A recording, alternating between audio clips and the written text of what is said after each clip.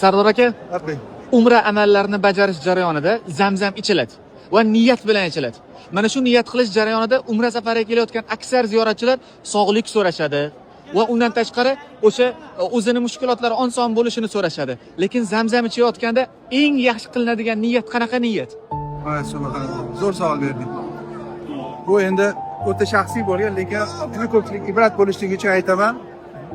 Ya Allohim, Parvardigorim, oxirat kunidagi chanqog'imni qondirgin. Qiyomat kunida azobi dahshat bo'lgan kunda yon atrof yonib har bitta odamzod bir tomchi suvga zor bo'lib turgan lahzada chanqog'imni qondirgin deb duo qilaman. Mana bu eng zo'r niyat. Yaqinlaringizga ham bu niyatni ulashib qo'ying.